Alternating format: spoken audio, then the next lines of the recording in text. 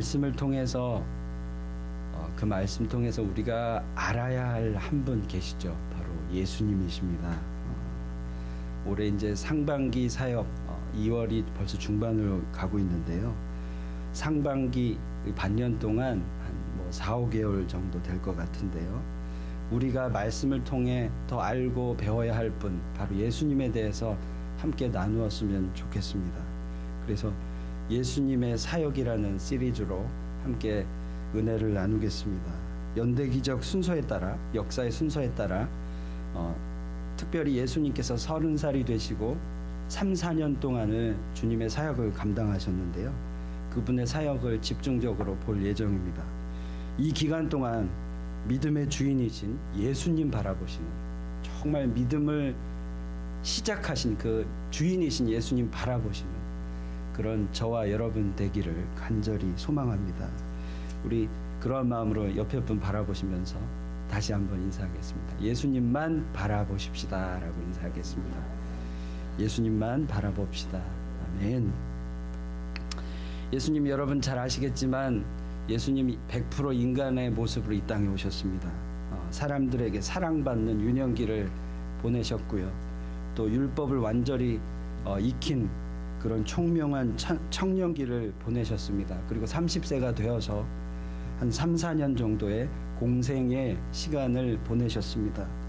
오늘 이 4장, 오늘 마태복음 4장의 전장인 3장에 보시면 하나님이신 예수님이 나오시고, 근데 그분이 겸손하게 침례 요한, 예수의 길을 예비하러 온 침례 요한을 통해서 침례를 받으시는 모습을 우리가 보게 됩니다.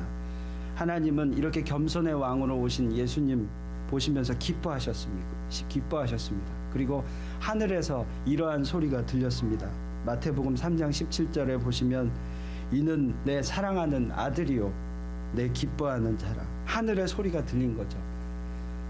그리고 오늘 말씀에 나오는 것처럼 예수님은 이제 사역을 시작하기 전에 사단의 시험을 받게 됩니다. 사단은요, 예수님의 이제 구원 사역을 시작함에 있어서 완전히 그를 무너뜨리기 위해서 유혹을 시작합니다. 오늘 말씀 1절을 우리 다시 보겠습니다. 1절 보시면 그때 예수께서 성령에게 이끌려 마귀에게 시험을 받으러 광야로 가사, 이렇게 기록되어 있죠. 시험 받기 위해 예수님도 이 1절 말씀처럼 성령에 이끌렸다라고 그렇게 기록하고 있습니다. 하나님은 때론 시험을 통해서 저와 여러분을 성장시키시고 당신의 뜻을 행해 나가십니다. 하나님은 예수님에게도 그렇게 시험을 통해서 예수님을 인도하셨습니다. 성령의 강권적인 인도로 예수님은 시험을 받으신 겁니다. 오늘 1절의 말씀처럼 성령에 이끌려 예수님은 시험을 시작하셨습니다.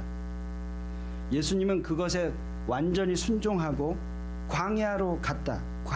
광야로 가사 시험을 위해서 광야로 갔습니다.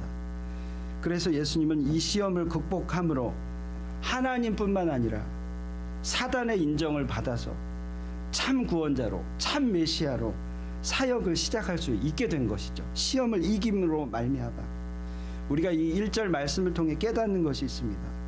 우리 모두는 때론 사랑하시는 하나님이지만 우리에게 연단과 시련을 주신다라는 것이죠.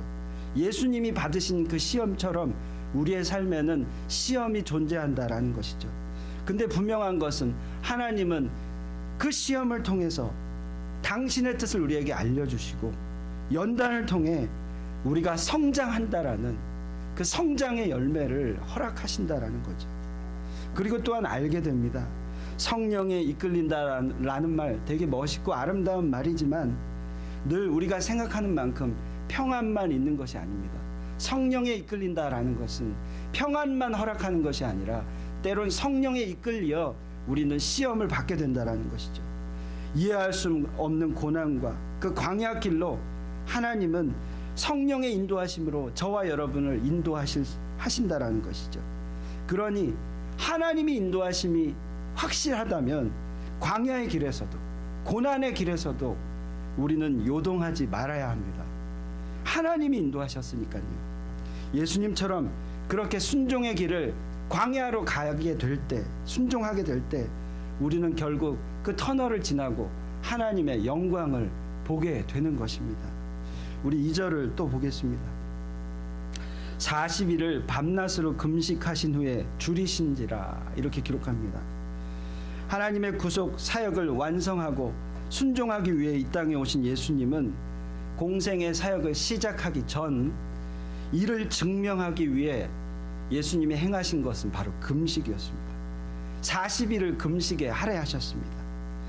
한편 사단은요, 이것을 알고 있었죠. 예수님께서 금식 때문에 가장 육체적으로 힘든 이 시기를 알고 있었습니다.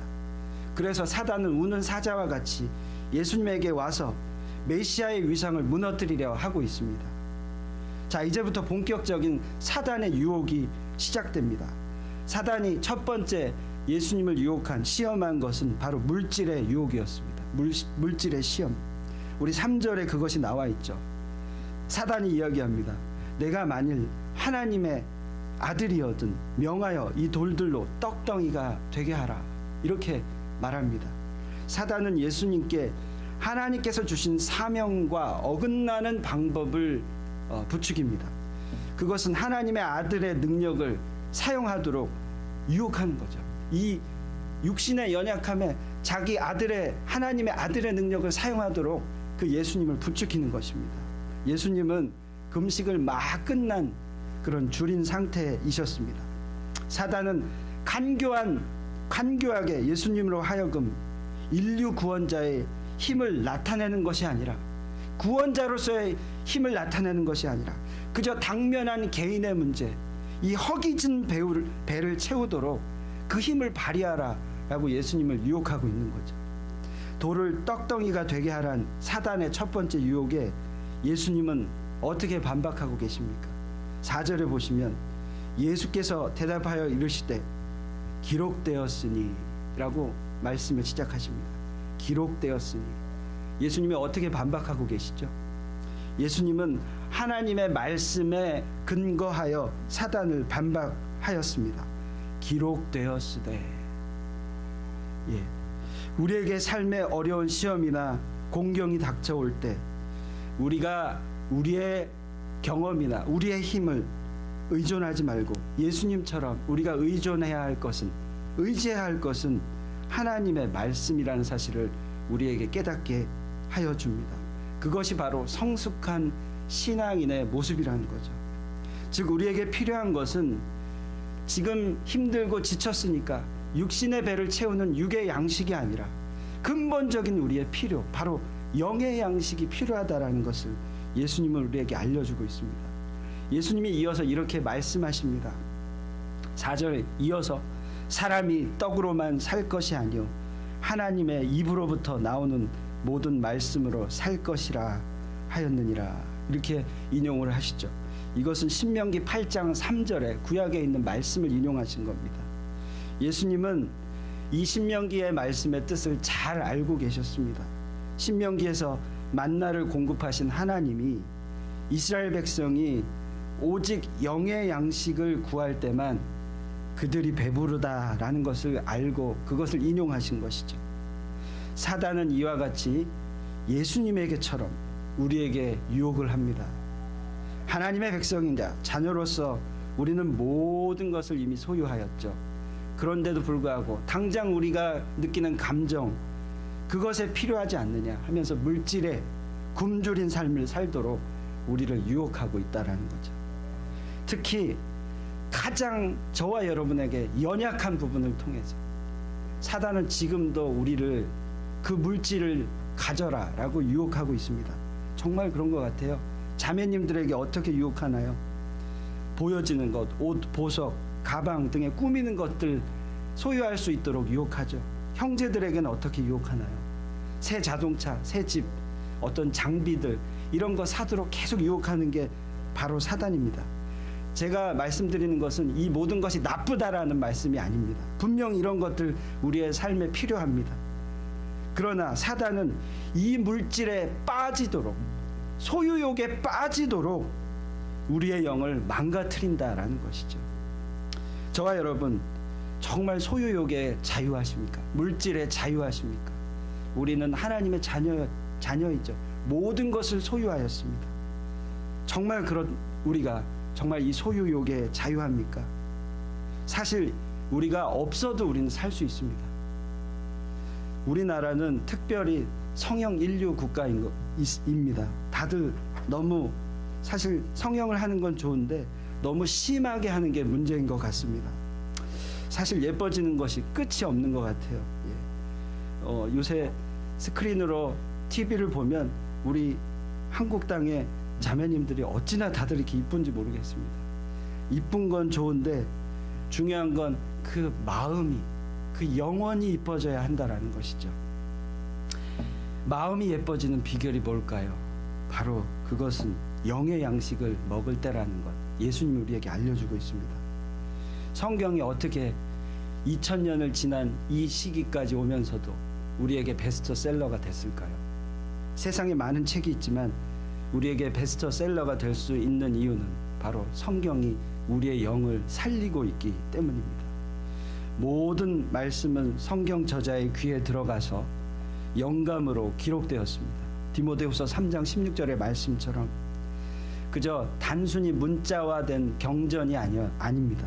성경은요, 하나님의 원 목적에 따라 당신의 종들을 통하여 인간들에게 생명 그 자체를 주시기 위한 하나님의 그 본체라는 것이죠. 이 말씀이야말로 우리에게 영원한 생명을 준다라는 사실 우리가 기억했으면 좋겠습니다. 사랑하는 성도 여러분, 요즘 성경 묵상을 매일매일 우리 교회가 하고 있죠. 큐티 운동하고 있습니다. 여러분 아시나요? 제가 봤을 때 농담 아닙니다. 여러분에게 광채가 납니다. 그도 그럴 것이 여러분 말씀으로 매일매일 먹고 있기 때문이죠. 계속 꾸준히 여러분의 모습에 말씀으로 살아나서 광채가 나시는 그런 축복이 있기를 바랍니다. 사단의 두 번째 유혹은 어떤 유혹일까요? 바로 불신의 유혹입니다. 우리 5절 6절을 보시면 나오죠. 5절에 이에 마귀가 예수를 거룩한 성으로 데려다가 성전 꼭대기에 세우고 6절에 이르되 내가 만일 하나님의 아들이어든 뛰어내리라 기록되었으되 그가 너를 위하여 그의 사자들을 명하시리니 그들이 손으로 너를 받들어 발이 돌에 부딪히지 않게 하리로다 하였느니라. 마귀는 마치 자기가 성전의 권위자인 양 예수님을 데려갔습니다. 성전 꼭대기로. 그리고 예수님 하나님의 아들 이 성전 꼭대기에서 뛰어내리면 하나님이 지켜주실 것이다 라고 마귀도 성경을 인용해서 시편 91편 11절 12절을 인용해서 예수님을 유혹합니다. 놀라운 사실은요, 사단도 성경을 알고 있다는 사실이에요. 근데 문제는요, 사단은요 말씀을 유혹하기 위해서 말씀을 사용했다라는 것이죠. 예수님으로 하여금 하나님께서 자기를 보호하신다, 예수님 당신을 보호하신다라는 것을 보이라며 하나님을 시험하는 죄를 저지르도록 유혹한 것이죠. 다시 말씀드리면 사단은 하나님을 불신하도록 의심하도록 그렇게 유혹한 것이죠. 출애굽기 17장 2절에서 7절에 나오는 이스라엘 백성들이 광야에서 목이 말라서 물을 요구하였습니다. 그것은 하나님을 시험하는 죄였습니다. 이에 예수님은 이 사단의 시험하는 이 죄의 유혹을 어떻게 반응하셨나 우리가 주목할 필요가 있습니다. 7절을 보시면 어떻게 반응하십니까? 또 기록하였으되 라고 말씀을 시작합니다. 이번에도 예수님은 잘못된 사단의 말씀 인용을 말씀으로 반박합니다. 잘못된 말씀 인용을 말씀으로 반박합니다. 어떻게 해요? 또라는 말이 기록되어 있죠. 또라는 단어는 사단의 인용을 반박하며 그것이 틀렸다라는 의미가 아니라 부가적 설명구라는 의미를 부여하고 있습니다. 예수님은 그러니까 마귀가 인용한 성경 구절 자체를 부인하는 것이 아니라 거부한 것이 아니라 바르게 해석하도록 또 예수님은 인용한 거죠. 이어서 말씀하고 계시죠. 주 너의 하나님을 시험하지 말라 하였느니라 하시니. 마귀는 에덴 동산에서 하와를 유혹하는데 그것도 말씀으로 유혹을 하죠. 하나님이 참으로 선악과를 따먹지 말라 하시더냐, 인용을 하긴 하는데 아주 꽈서 인용을 하죠. 그래서 하와가 하나님을 의심하도록, 시험하도록 만듭니다. 오늘날 저와 여러분에게도 똑같은 방식으로 말씀을 자기 뜻대로 인용하여 우리가 하나님을 의심하도록 하는 것이 바로 사단입니다. 말씀을 우리 마음대로 인용해서 해석해서 하나님을 결국 의심하고 멀어지게 하도록 하는 것이 사단의 방법입니다. 우리가 기억해야 할 것이 있습니다. 성경을 우리가 볼 때요, 성경은 성경에 의해서 해석되고 또 설명되어져야 한다는 거죠. 성경은요, 성경에 의해서 해석되어져야 한다는 것이죠. 대부분의 신앙에 실패하거나 심지어 하나님을 대적하는 엄청난 실수를 저지르는 그런 사람들은요, 성경을 모르는 사람이 아닙니다. 신앙에 실패하는 자는 성경을 모르는 자가 아니라 성경을 안타깝게도 아는 자가 실패한다는 것이죠. 성경에 대해 아는 자들이 이단에 잘 빠집니다. 여러분 잘 아시죠? 신천지 14만 4천 명이라는 계시록에 있는 그 문자 그대로를 해석해서 14만 4천 명이 구원을 받고 저 천국으로 올라간다라고 강조하고 있습니다. 근데요, 성경 전체는요, 그 14만 4천 명을 우리가 더 깊이 묵상하면 계시록 7장 1절에서 8절에 나온 대로 그 12지파가 12,000명이 모여서 그 12지파, 그래서 14만 4천 명이 되는 그런 내용입니다. 그러니까 그냥 추상적인 14만 4천 명이 구원받는 것이 아니라 그 문맥을 살펴보면 12지파 12,000명의 12지파가 모인 14만 4천 명으로 제한되어 있다는 거죠. 6번째 인대심과 7번째 인대심 사이에 있는 그 시간에 아주 한정된 그 숫자를 이야기하고 있는데, 신천지는 14만 4천 명, 그걸 문자 그대로 해석해서 14만 4천 명이 구원받아야 된다. 그래서 그 카운트에 들어가야 된다라고 지금 이야기하고 있는 거죠. 우리에게 왜 이런 일이 일어날까요? 성경을 무시해서가 아닙니다. 스스로 잘못 해석함으로써 성경을 결국에는 모순투성이로 만들어버리는 것이 우리의 잘못이고 사단의 시험이라는 것이죠. 그러니 우리가 성경을 무조건 읽는 것보다도요, 읽긴 읽되 성경 전체의 안목을 가져야 합니다. 성경을 보는 안목을 가져야 되는 거죠. 성경의 구조와 흐름, 말씀의 그 당시의 문화까지도 알 필요가 있다라는 거죠. 이것을 모르면 우리가 벌스 바이 벌스로만 알게 되면 자칫 잘못된 해석을 낳을 수도 있다라는 거죠. 그래서 오늘 큐티 학교 마지막 시간인데요, 오늘은 성경 전체 구조를 잠깐 다뤄드리겠습니다. 그리고 저와 여러분 성경을 읽으실 때 분명한 구조를 알고 읽으셔야 된다는 거죠. 그것을 위해서 계속 훈련을 받으시기를 권면해 드립니다. 사단의 마지막 유혹은 이제는 하나님이 아닌 사단을 따르라라는 유혹, 마지막 유혹입니다. 우리 8절을 보시겠습니다. 마귀가 또 그를 데리고 지극히 높은 산으로 가서 천하 만국과 그 영광을 보여라고 기록하죠. 마귀가 무엇을 잘못하고 있습니까? 마귀는요, 천하 만국의 통치권을 가진 자가 아닙니다. 통치권 가진 자는 바로 하나님이시죠. 근데 마치 자기가 통치권 가진 자인 양 그렇게 만국을 보여주고 있죠. 오히려 사단은요, 하나님께 버림받은 자입니다. 사단은 예수님께 그의 영광을 보여주었습니다. 영광스러운 것을 보여주었습니다. 하지만 예수님은 영광을 보기 위해 이 땅에 오신 분이 아닙니다. 예수님이 이 땅에 오신 목적 잘 아시잖아요. 영광을 받기 위해 오신 분이 아니라 죄인을 구원하시기 위해, 저와 여러분 살리시기 위해 이 땅에 오셨고요, 섬김을 받으시러 오신 것이 아니라 섬기러 이 땅에 오셨죠. 그 목적을 망가뜨리기 위해서 영광을 보여준 거죠. 사단이 계속 말합니다. 9절에 이르되 만일 내게 엎드려 경배하면 이 모든 것을 내게 주리라. 모든 것을 내게 주리라. 그리고 사단은 자신을 경배하라고 말합니다.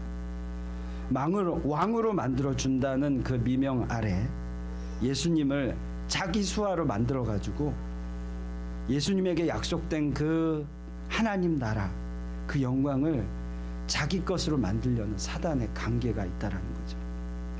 이것은 예수님이 십자가에 쓴 잔을 먹지 말고 이제 영광을 취해라. 나는 아주 달콤한 그런 유혹인 것이죠. 마지막 사단의 유혹에 예수님은 단호하게 반응하십니다. 하나님의 권위에까지 막 침범하는 사단에게 대하여 거룩한 분노를 터뜨리고 계시죠. 뭐라고 얘기하시나요? 10절에 사단아 물러가라. 사단아 물러가라. 그리고 또 인용하십니다. 기록하였으되 주 너의 하나님께 경배하고 다만 그를 섬기라 하였느니라. 이렇게 예수님은 사단의 유혹을 뿌리치십니다. 여러분 잘 아시는 중국의 고사 성어 중에 토사구팽이라는 그 사자성어가 있어요. 이 뜻이 뭐냐면 토끼 사냥이 끝나면 그 토끼 사냥이 끝나면 토끼를 사냥을 같이 한 사냥개를 잡아먹는다, 이런 뜻이죠. 토사구팽은 토끼 사냥이 끝나면 사냥개를 잡아먹는다, 이런 뜻입니다. 사단의 모습은요, 지금 이 모습은요 토사구팽의 모습입니다. 사단은 우리를 이용한 간교한 사냥꾼입니다. 그래서 세상을 잡아먹기 위해서 우리를 이용하고 있죠. 그리고 세상을 먹고 나서 저와 여러분, 사단에게 이용당한 우리까지도 잡아먹는 것이 바로 토사구팽의 사단의 전략입니다. 우리는 알게 모르게 은연중에 사단의 노예가 되어가고 있는지도 모르겠습니다. 무서운 건요, 음악을 통해서, 미디어를 통해서 사단이요 지금도 우리를 잡아먹고 있습니다. 예, 무서운 건 이제는 스마트폰이 없으면 살 수 없는 그런 시간이 되었던 것 같아요. 예전에는 없이도 잘 살았는데 지금은 폰이 없어지면 불안하고 너무 불편하고 그렇지 않습니까? 이 유익을 누리는 것까진 좋은데 사단은 이것을 이용해서 음악으로, 미디어로 우리의 영을 죽여가고 있다는 거죠. 예수님이 분명히 경배할 대상을 이야기하고 계십니다. 그분은 바로 오직 하나님이라는 거죠. 주 너의 하나님께 경배하고 다만 그를 섬기라 라고 얘기하십니다. 경배는요, 통치권자이신 하나님을 경배하는 것입니다. 사단을 경배하는 것이 아니라, 그리고 그 경배는 순종하는 것입니다. 하나님께만 순종하고 경배한 자는요, 복잡하거나 힘들다고 어렵다고 해서요 흔들리지 않습니다. 견고한 영을 가지고 있습니다.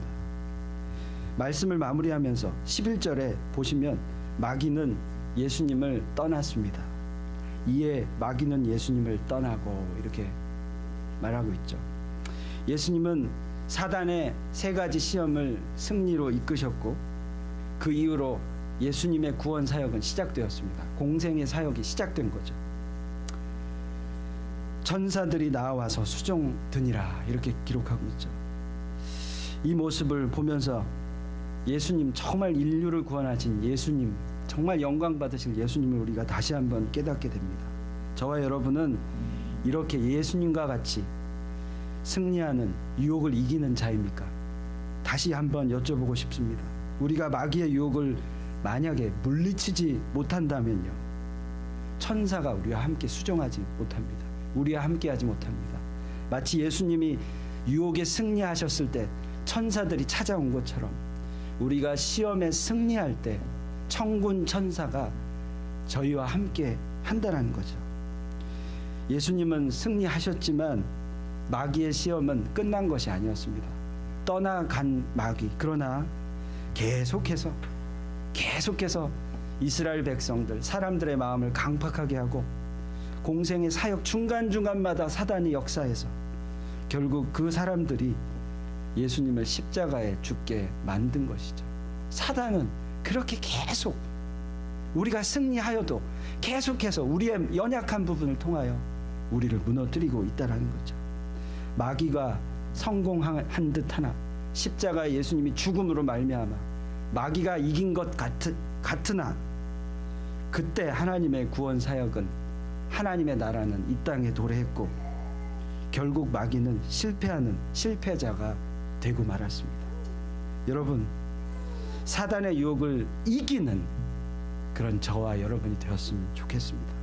오늘 예수님의 그 사단의 유혹을 승리로 인도하신 것들을 우리가 교훈 삼아 승리하시는 삶, 그래서 천군 천사가 함께 하시는 그 은혜를 누리기를 바랍니다. 어떻게 해요?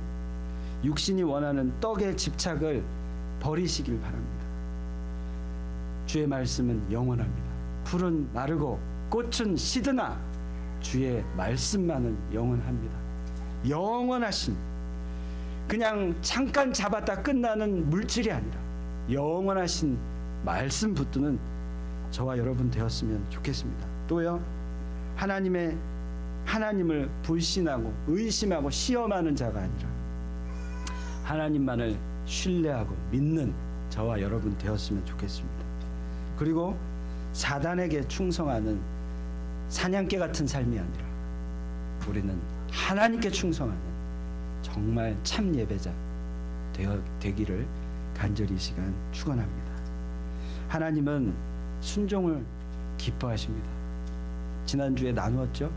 우리가 진정 순종하여 경배하여 우리의 삶이, 육신의 삶이 끝나고 우리 하나님 다시 대한 보게 될 때 하나님 우리에게 잘했다 충성된 종아, well done, good works, 이런 이야기 들을 수 있는 그런 우리의 삶이 되었으면 좋겠습니다. 늘 우리의 삶에 승리만 있기를 간절히 소원합니다. 기도하겠습니다. 하나님, 예수님의 그 승리하신 모습을 통하여 저희가 우리의 삶 가운데 승리가 있기를 소망합니다. 사냥개 같은 사단에게 또 잡혀먹기는 삶이 아니라 주님 승리하는 삶 허락하여 주시옵소서. 예수님 이름으로